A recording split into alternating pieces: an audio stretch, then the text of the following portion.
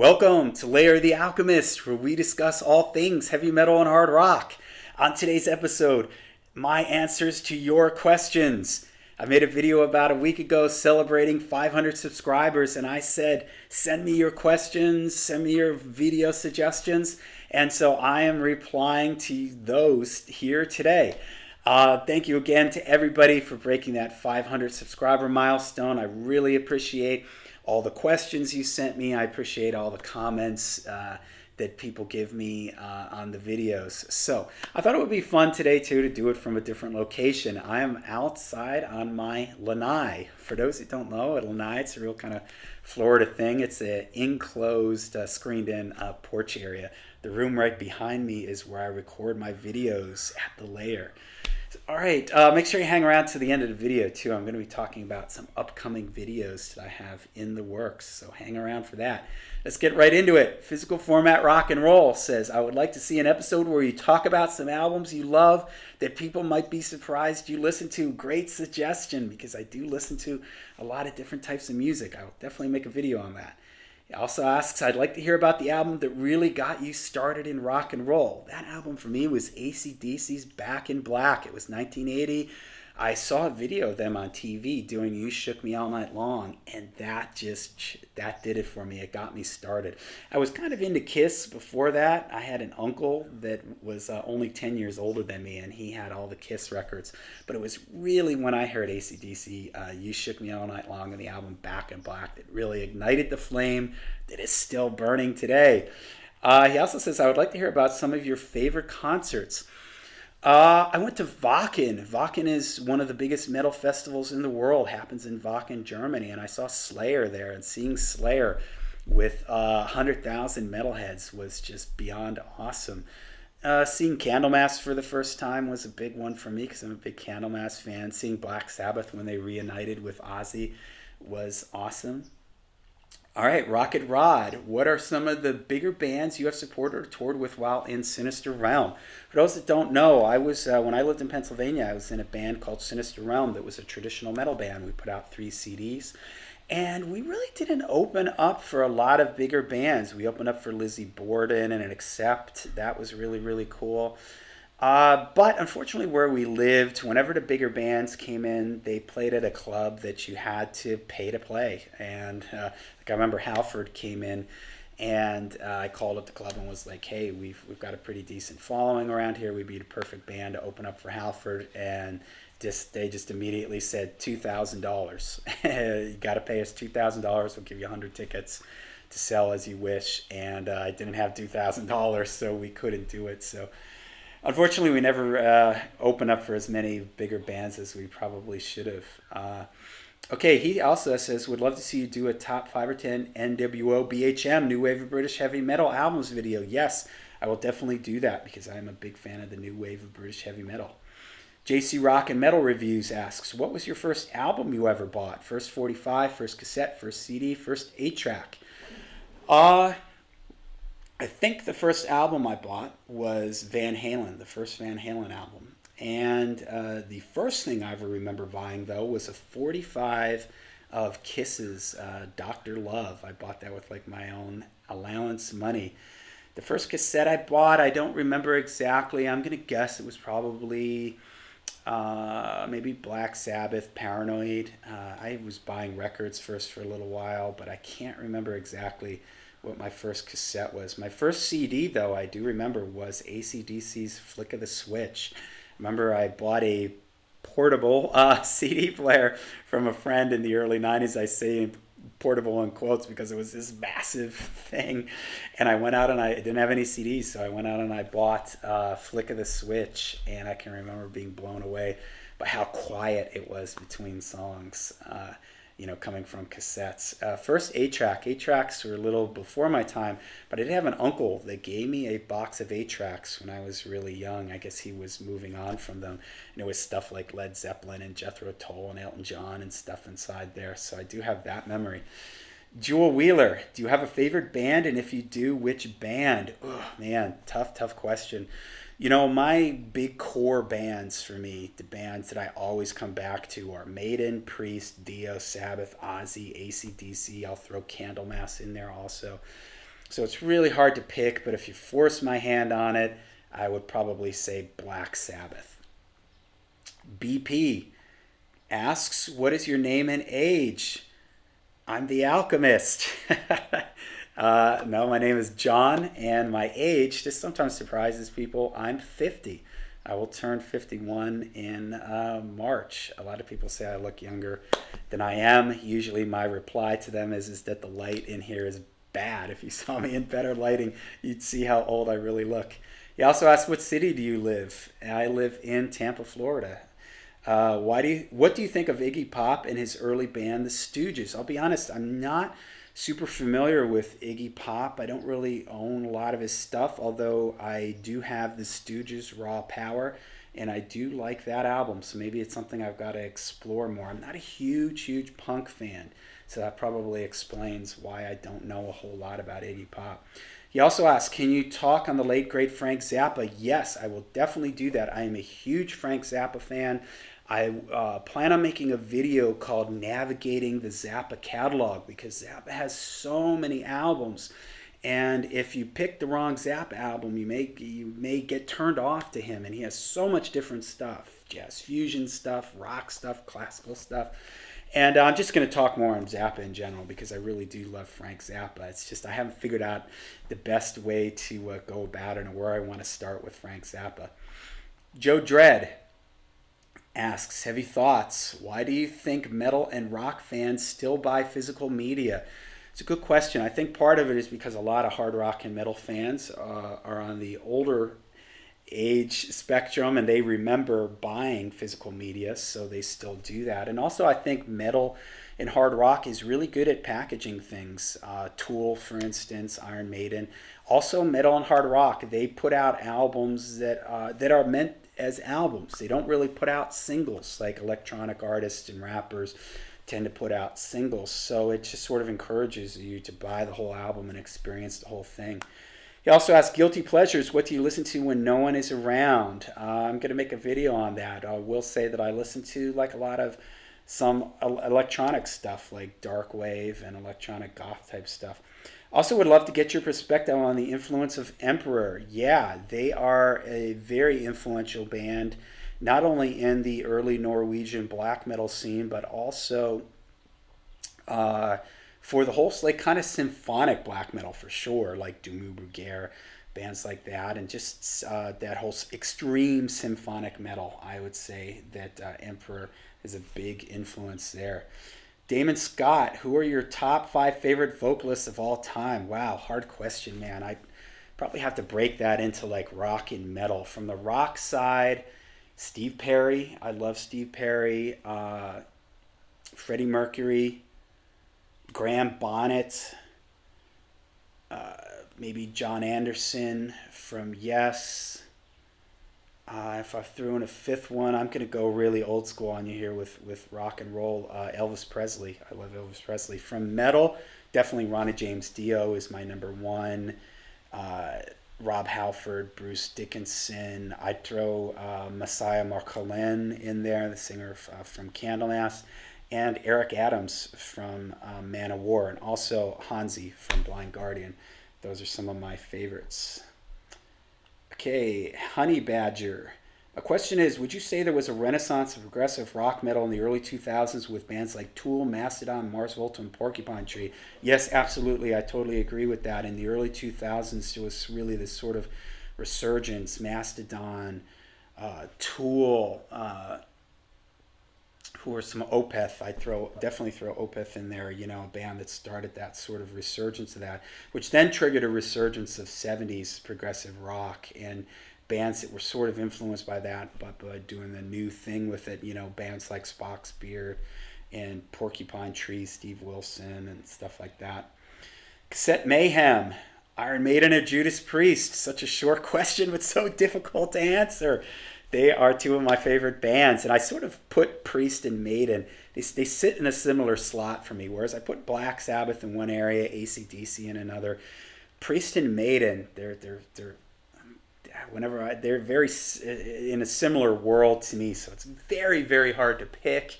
But if you forced my hand on it, maybe because I'm a bass player, I would say Iron Maiden. But man, oh man, it is by the oh so slimmest of margins. And if you asked me 10 minutes from now, I might say Judas Priest because I love 70s era Judas Priest, early 80s. I love both those bands. So hard question. But Iron Maiden by the slimmest of margins.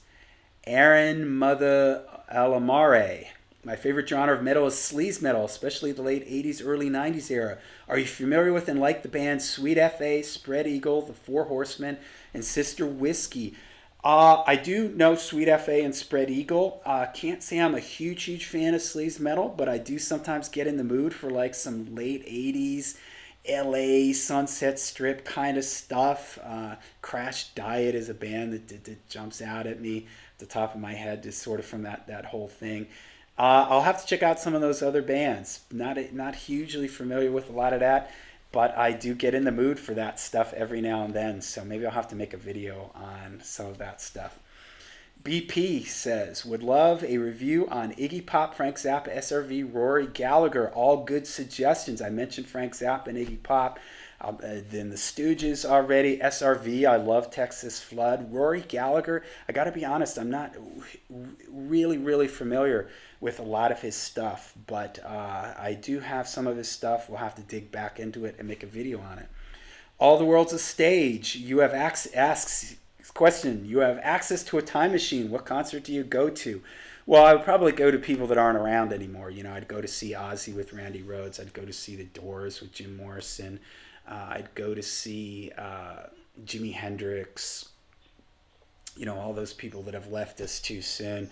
People that are still around, I'd love to go see like Pearl Jam and Soundgarden early on, like in the early 90s when those, I'd like to see them like in Seattle or something, you know, in a club. I'd love to see Black Sabbath in the 70s with Ozzy, Iron Maiden with Diano. So, you met an alien who just landed here. What are the 5 essential prog rock albums you tell them to listen to? Good question.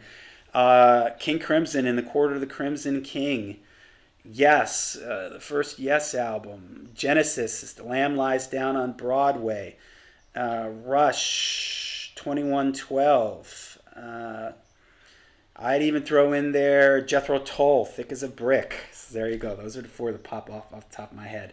He also asks, what is one band you love now but wish you had gotten into earlier in your life? Blue Oyster Cult. Oddly enough, I knew Blue Oyster Cult, of course, when I was younger, but it didn't click with me till about 10 years ago. So I wish that I was into them when I was younger in the 80s. They're a band that I really didn't discover, didn't really dive. I had some of their CDs, I had some of their albums, and I liked them, but I didn't really become fanatical about them like I am now until about 10 or so years ago. Peachy Brook asks, my recommendation is more Judas Priest, Iron Maiden, and Scorpions. And maybe even talk about some bands you can't bring yourself to like but still respect. Yes, you definitely get more Priest, Maiden, and Scorpions. I love those bands. So, and I love that topic. That's a really great topic because there are a handful of bands that are really popular that for one reason or another, they just don't click for me. So, all right, Turntablist. You also changed the opening intro riff. Whatever it is, it's great. The original one is great also. I don't know what that one is either. Same band, he asked. Yes, that is a band that I'm active with now called Majesty and Ruin. So please check them out. They're kind of an epic doom metal band. I play the rhythm guitar and bass on it and write the music along with our singer, Rich. You can find us on all the streaming platforms.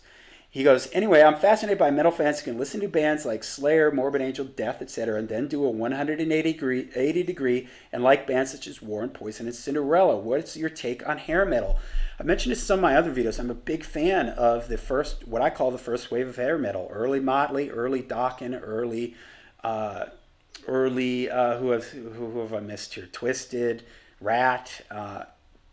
So I'm a big fan of that stuff. You know, my age... I was a teenager when that stuff was all over MTV and happening, so I'm really into all that kind of stuff. It's radically different from heavy metal, is it not? Yeah, kind of.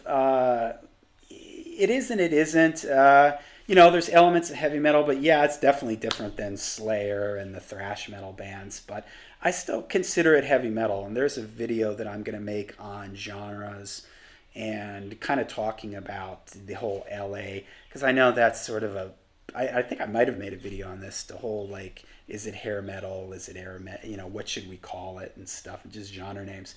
He also says, who and what is good about hair metal and why? Well, all those bands that I mentioned that I liked, and I think what's good about them is that it's just great songwriting, and it's a great combination of kind of focused songwriting. A lot of those bands had a really good sort of character to them. You know, they all had a different thing kind of going on, the difference between Rat and Motley Crue and early Dawkins. A lot of great musicianship, a lot of great guitar playing. George Lynch, I just did a video on, you know, on Tooth and Nail. So a lot of great musicianship, a lot of great singing, and just a lot of great songs, a lot of great production too. So Davey Cretan says, my query is, how many records do you own? I own probably a little over, I'm going to guess about 2,000, 1,700 to 2,000. I'm actually in the process of listing all my records, putting them on Discogs, which is a website where you can list your collection. I'm only a fraction of the way through. I'm not even through the B's yet. But when I get that together, I'm going to put it out there to everybody so everybody can see everything I have in my vinyl collection. And how many physical CDs are in your collection? I probably have, I'm going to say 300 to 350, 400 CDs. It's hard for me to guess. I've actually taken a lot of my CDs out, put them in paper sleeves with the covers, and I have them stored in a drawer because I don't have any room where my vinyl is stored. So I've downsized. I don't buy much CDs anymore, to be honest. He also says, I'm a big progressive rock besides Metal Cat. Any plans to do more prog, either classic or new content? Yes, absolutely. And I will be doing a video, a history of prog metal video with Tom Phillips, the guitar player and founder of While Heaven Wept. He was part of the doom metal history video with me. We've been talking about that, and I'm going to get that. Yes, I love 70s progressive rock. We'll be doing more of it. Ed Herzog, here are some questions. What band would you have loved to see in concert but never got the chance to see? I kind of mentioned that earlier. If I had to just pick one, Ozzy with Randy. Who's a band that you should like but for some reason can't get into their music? I'm going to make a whole video on this topic, but one off the top of my head is Dream Theater. If you describe Dream Theater to me on paper, I'd be like, man, I'm all in on this. But for some reason, they just don't really click for me. And it's not that I hate them. I just like them. I like them. I just never got into them. I don't own any of their CDs. I don't own any of their... Actually, I do own a couple of their CDs. I don't have any of their stuff on vinyl, and they're just a band that just doesn't click for me. His other question, how did you come up with the name for the channel? Good question. I have an electronic project that I call Alchemist Layer. And when I started this channel, I was really inspired by Pete Pardo and Sea of Tranquility, his channel. And I thought, you know, and when I was first thinking of names, I thought, I just did something like, I don't know, you know, talking about rock and metal. I thought I could do something like that. But then I liked the way Pete Pardo's Sea of Tranquility. He just has like its own kind. It's like a band name, and it just popped in my head. Layer of the Alchemist. So I went with that. GC asks, "Be great to do something on Trouble and Blackfinger." Eric Wagner has a special voice, and Trouble had a sound like no one else. Yes, I love Trouble. He has a great voice. I will definitely do some videos on them because I'm a huge Trouble fan. Canadian Charlie 64. How old are you? I already answered that. 50. What year did you get into heavy metal and what song was it? 1980. 1980 was when I discovered AC/DC, Back in Black.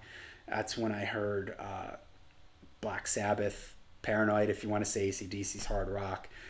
My first metal thing then would have been Black Sabbath, hearing the Paranoid album, the song Paranoid. Amerigo Ormia, I hope I'm saying that right, sorry if I'm not. There's a lot of music I love that is on the fringe of both metal and punk, overlapping the two genres. I grew up in the 80s And in my area, northern Italy, we were excited when Celtic Frost released a new record and when Discharge dropped a new one. Without thinking too much, what genre is this? Oh, Discharge. I would say that Discharge, they're definitely like a crossover type band that turned a lot of metalheads onto punk. But at the end of the day, I would say that they are a punk band. If you want to say they're a punk band with some metal sound influences, I'd say okay. But for me, their lyrics, their singing, it's the sound of their guitars and some of their riffing. Some people consider them metal, but for me, they're punk. Their song, their lyrics, their image, their style, their album covers. For me, I call them punk. Celtic Frost, they're a tough one to describe too, because some people say they're black metal or extreme metal. I would just still put them into heavy metal, but they are on the verge of very influential band for black metal and the extreme metal bands and where those bands went. But they're one of those bands that straddles that line. I would still just put them into heavy metal. AZDH85224. Favorite live concerts? I mentioned that earlier. Slayer at Wacken. Worst or most disappointing live concert? Ooh, that's a good one. Disappointing. I saw Yngwie in the 90s, and it was so loud that it was just a blur of noise. I couldn't distinguish any sound. I was so disappointed. It was the first time seeing Yngwie live, and it was just, I couldn't even tell what was going on. And at one point, some guitar pedal broke or something, and all he did was step back, and a roadie came out and spent like 10 minutes trying to fix this guitar pedal. And he just kept going up, stepping on it, stepping back, and standing there with his arms folded. And it took like 10 minutes, and it just totally took away from the concert. One of my big disappointments, because I'm a big Yngwie fan. Rare or bootleg albums you might have. I do have some AC/DC bootlegs and Ozzy bootlegs that I got back in the 80s, and Sabbath bootlegs that, I don't know, maybe they're worth something. I don't have anything super rare. I have a test pressing of the first Candlemass album, Epicus Doomicus Metallicus. That's probably the rarest thing that I have in my collection. List any rockers you have met in person. Oh, good question. I've gone on this, I mentioned earlier, the 70,000 Tons of Metal cruise a bunch of times. So you meet a lot of people on there because they're just walking around. So for instance, Uli Roth. I met Uli Roth, talked with him. Boy, on that cruise, you meet so many people. I met Bruce Springsteen going into a record store in LA. The first time I visited LA, I was going into Tower Records, and I was walking out. He was coming in, so I talked to him for a moment.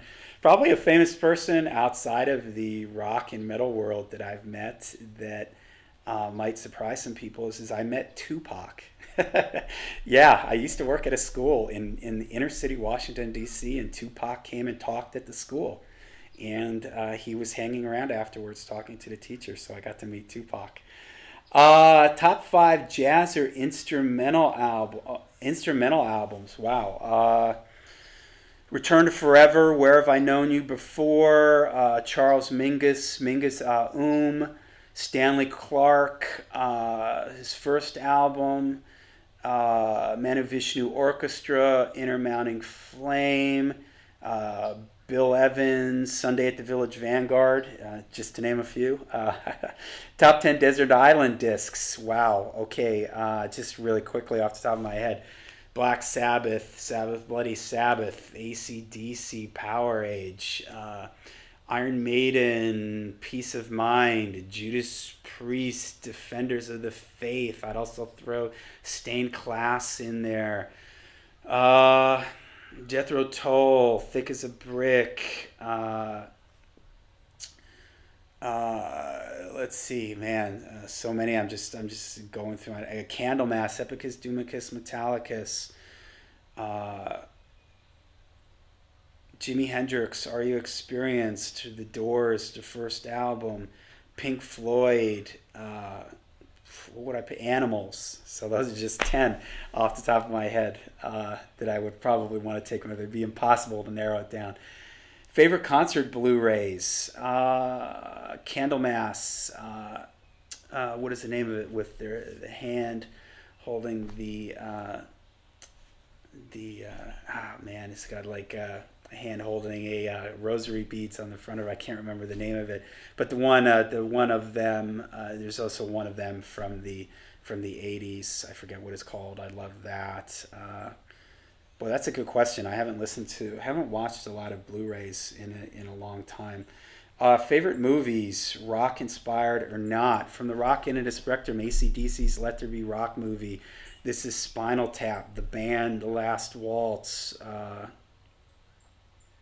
Led Zeppelin, The Song Remains the Same. Non-rock related movies, I watch a lot of different kind of stuff. Favorites be like Lord of the Rings, trilogy, the Marvel movies. I love Captain America and the Avengers. I like a lot of 70s horror stuff like The Exorcist, Suspiria, The Omen, The Devil Rides Out, Witchfinder General. I'm also a fan of like big epic movies like Spartacus, Ten Commandments, Ben-Hur, The Last Pharaoh. So I love all kinds of different stuff. So those are just some that pop off the top of my head. Favorite songs to play on guitar, if you play, and yes I do, and also sing. I'd love to riff out on just Sabbath and Priest and Iron Maiden and AC/DC riffs. I also love like just kind of strumming and singing along to like Neil Young and stuff like that. So I'm really a bass player, but I also do play guitar. So all right, there you go. Those were all the questions. Thank you so much for all those. Hopefully I answered everything clearly enough. Some things quickly just coming up on the channel. We're doing a milestone moments with some friends, Darren and Mike, that did my Kiss deep cuts. We're doing Merciful Fate, Melissa and Don't Break the Oath. I'm doing Legendary Live, Kiss Alive. I've also got the Prog History of Prog episode with Tom Phillips from While Heaven Wept coming up. I'm going to be hopefully doing a goth and metal where the two genres cross and meet, the differences and similarities. Hopefully I'll be doing a video out of the guests that I asked to come on for that. Hopefully they can do it. And also a really special one. I have Pete Pardo from Sea of Tranquility. He's going to be joining me, and we're going to be talking about the early days of the internet and like sort of music and music journalism and reviewing music and sort of from that to getting on the internet, discovering metal, and he had the Sea of Tranquility website, and then moving on to social media and YouTube and where all these things stand in the world of hard rock and heavy metal. So man, tons of stuff coming up.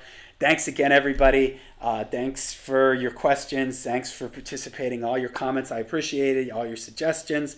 Lots of fun, great stuff coming up. So make sure you're out there. Get ready for it. It's gonna be a great year. Thanks again. Until we see you again, you know the drill. Make sure you stay heavy. Make sure you stay heavy. Stay metal.